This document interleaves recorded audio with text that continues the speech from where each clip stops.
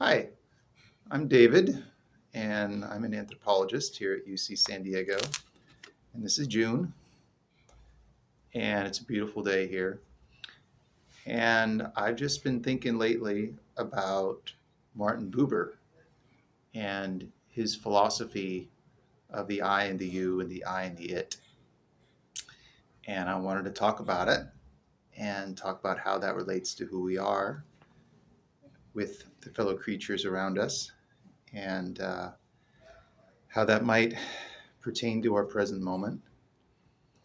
And I don't have really a plan for where this is going to go, but let's just see.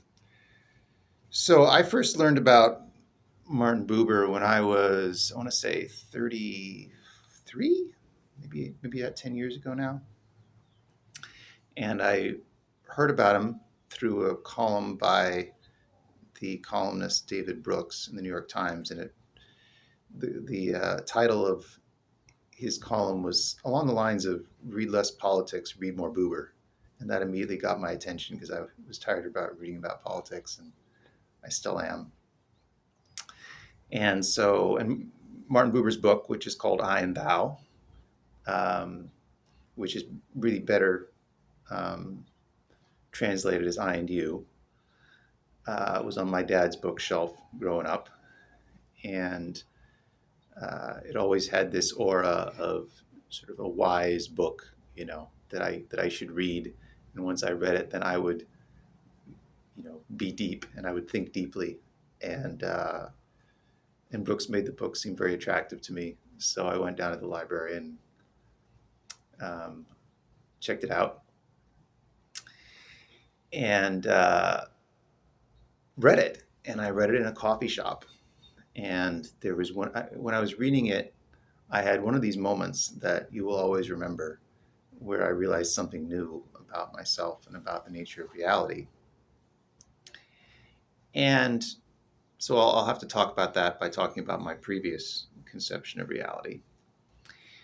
I had always thought before the ages of 32 and 33, and still do during most moments if I really examine how I'm behaving, that I am in some ways an independent being that moves through the world.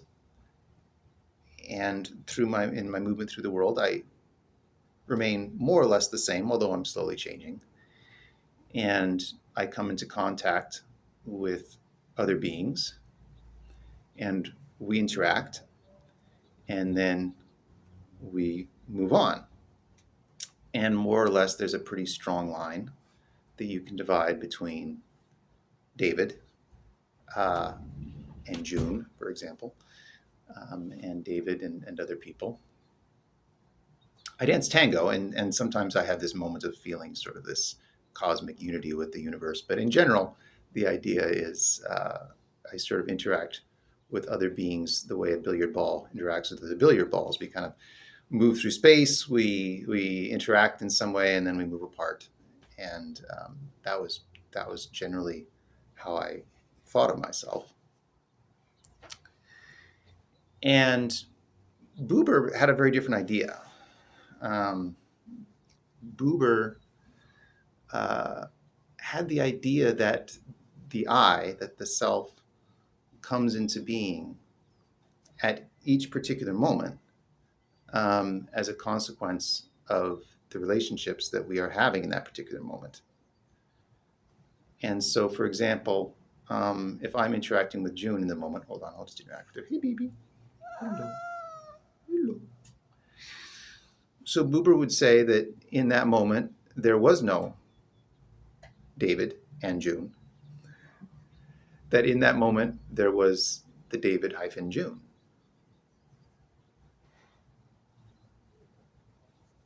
And that takes a little moment to get your head around.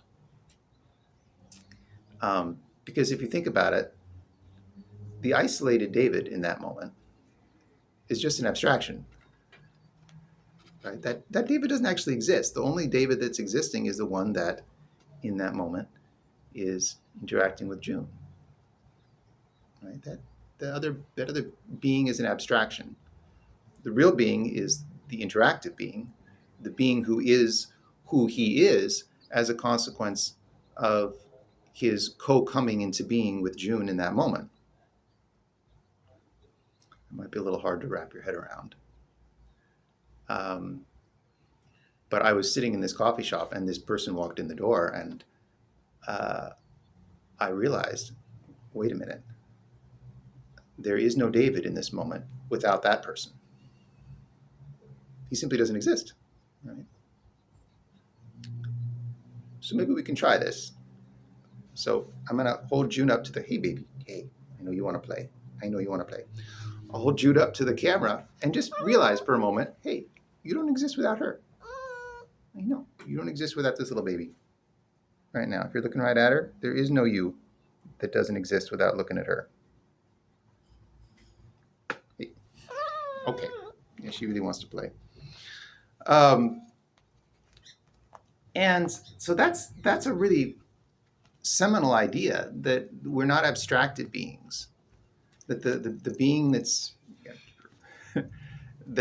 posited as sort of atomistic and separate and billiard ball like, this is an abstraction of our own creation. We create this idea in our mind that being doesn't actually exist. So Buber starts off with that idea that the I that's created is always being created and always created in, hey, sweetie. Okay. In conjunction with the relationships that we have.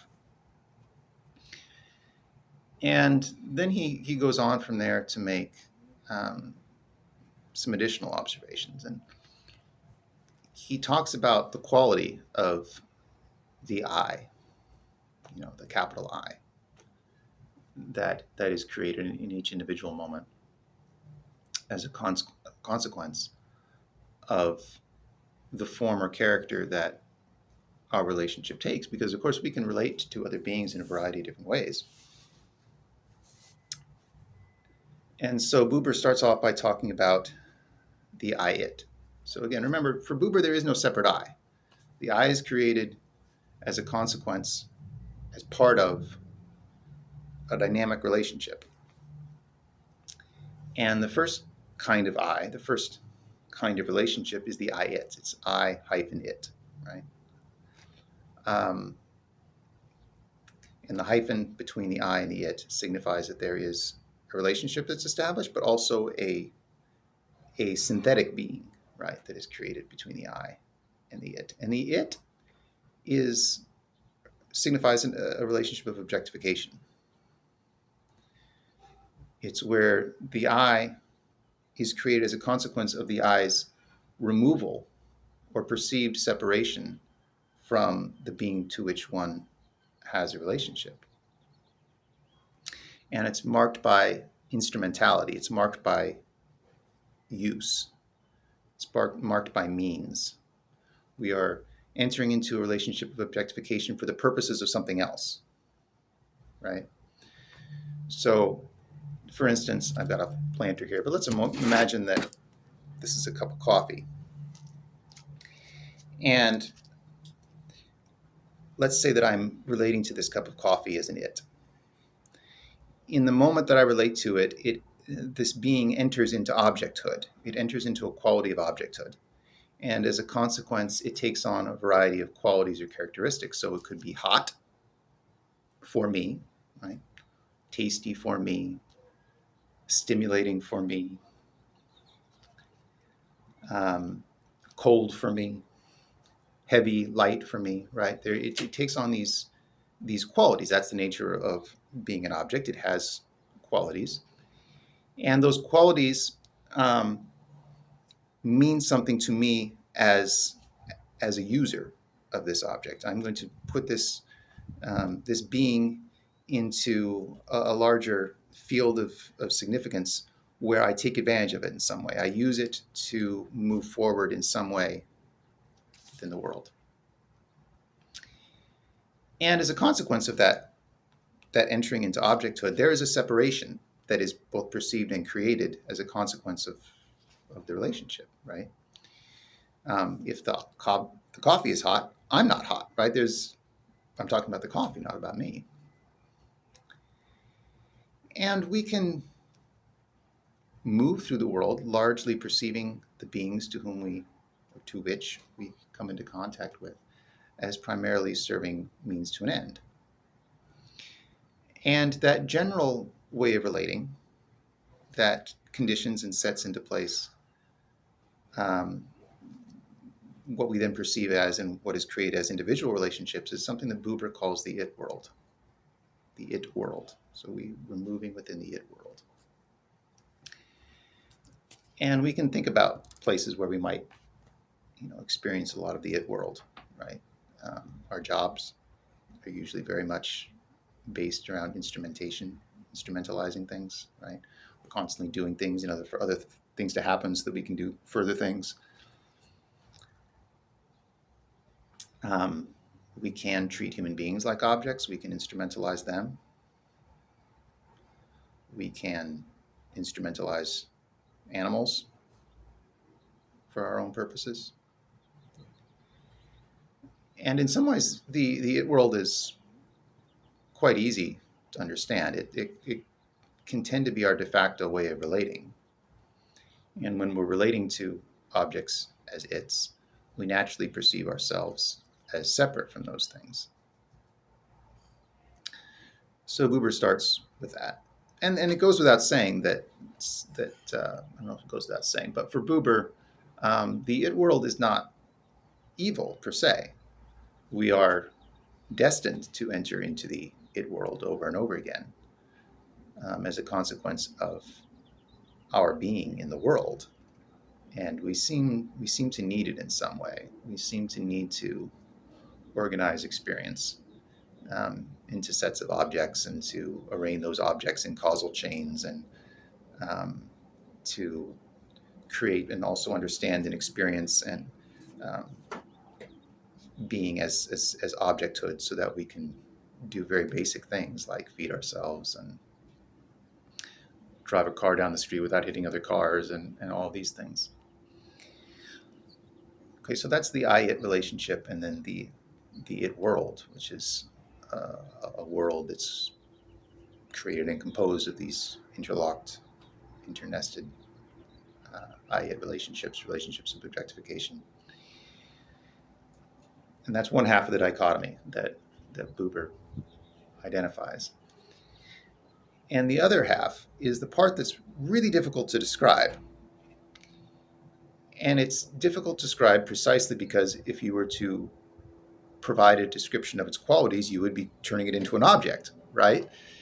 So the closer you get to an actual description of the opposite half of this dichotomy, the farther you're getting from actually knowing what it really is. But we can try to understand it through some analogies. And the analogy that I like best, and I'm a tango dancer, and this is why I like it the best, is a dance. And if you think about a true dance partnership, in every particular moment that I'm moving, my partner registers my movement and responds in turn. I register her response, modify my movement, and move in turn with her. And so what I've described is a circle of causality. Maybe we're going to move past causality in a moment. But I've described a circle of causality where I'm registering her, she's registering me. But if you think about it for a moment, you realize that that's just necessary for the purposes of me to conceptualize it. If we're trying to get at what's really happening, there is just infinite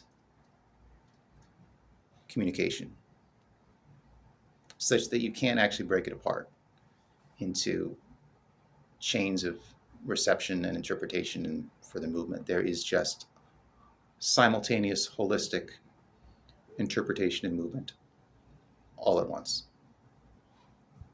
at any particular moment.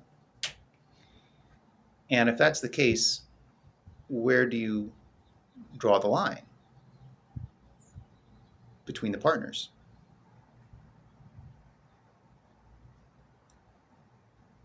It's very hard, and maybe you can't. And this is kind of Buber's idea, is that you have these two beings who, in some sense, maybe are different. Probably. They're certainly going to move apart after the dance. They're coming together into a dance relationship, and then they're going to separate, for sure. But in a certain sense, there is a sense of fusing, a sense of infinite reciprocal relationship, where neither is objectifying and using the other, for two reasons. The first is that the sense of action disappears because the sense of separation disappears. And you need a separate being in order to act on another being. And when that separation has a tendency to dissolve or dissolves, there is no sense of action. There is simply flow. I think maybe some surfers and some rock climbers and some musicians can kind of understand the nature of what I'm talking about. There's a number of places where we've experienced this flow and this connection to other beings, and where the sense of the separate self dissolves. And then the second reason is related to the first, and this is that we're not instrumentalizing each other for a purpose. The dance exists for the dance.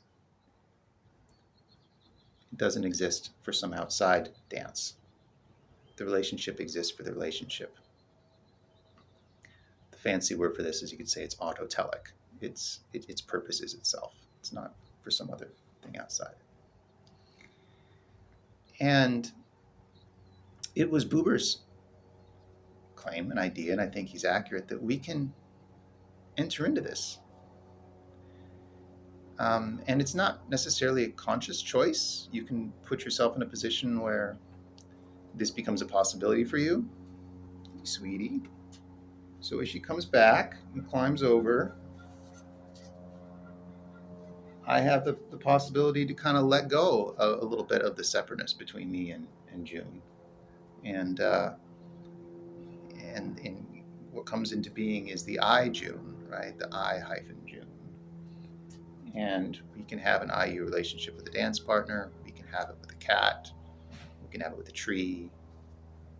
We can have it with a sunset. It can be set up within ourselves, right? You could have an adult consciousness that has an I-you relationship with a child consciousness, and sends love to the child consciousness, and vice versa. So I mentioned the L word, love, right? So Buber says that love is the responsibility of an I for a you. So love exists in a relationship that's not marked by objectification. It's not marked by use, instrumentalization. Love doesn't subdivide another into a set of qualities for the purposes of instrumentalization, which could take the form of direct abuse or direct exploitation, but it could also be for the extraction of love, right? You can objectify another person for the purposes of trying to extract love from them. You could subdivide a human being into a set of qualities for the purposes of gratifying your ego, for creating yourself as a consequence of your relationship with somebody else, right? This person's beautiful and lovely, and they're with me, and that says something about me. There's all kinds of ways that we can enter into relationships of objectification with others, and there's all kinds of ways we can enter into relationships of subjectification with others. Relationships of love, the responsibility of an I for you.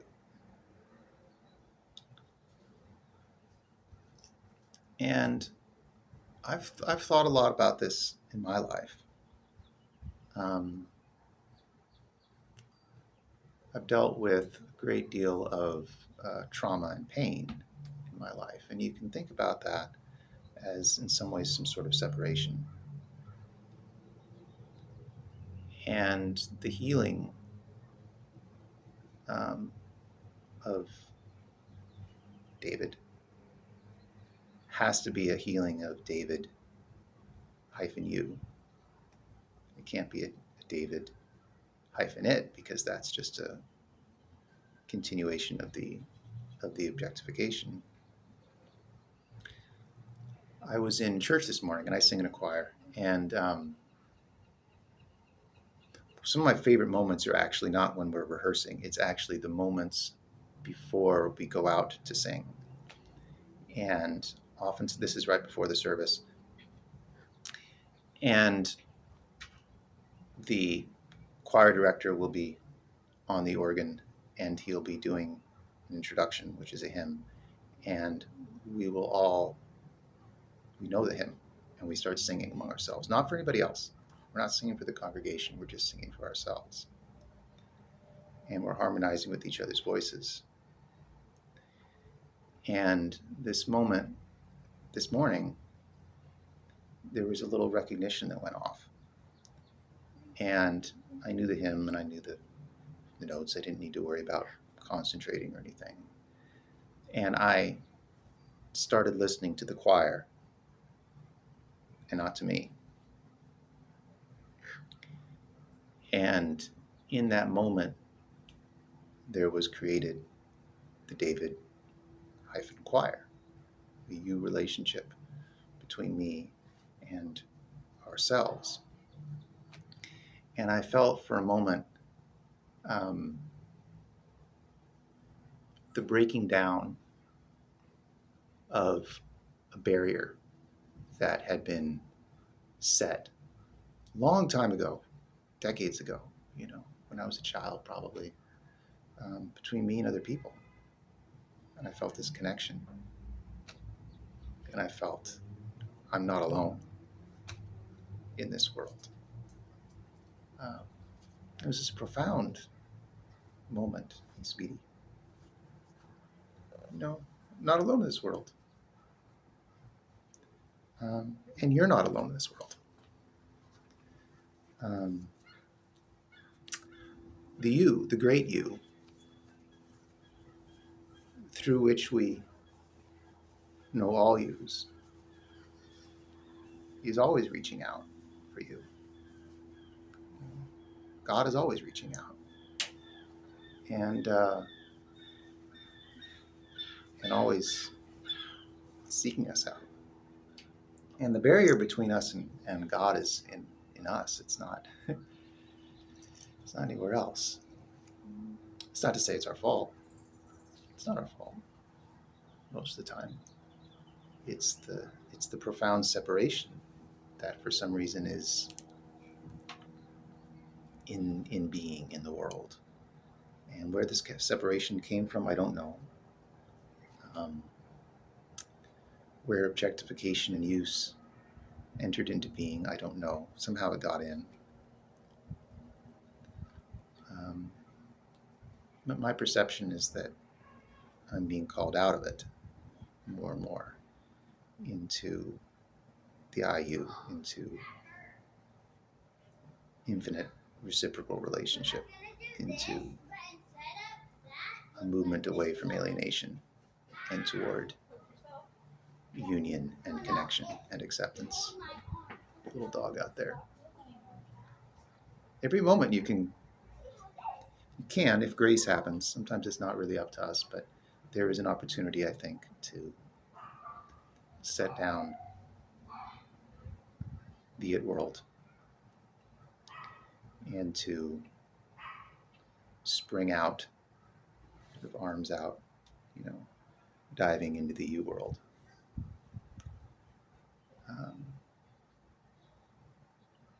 So that's what I thought about today. And I'll let you say goodbye to June. There she is. Yep. And I'll see you next time.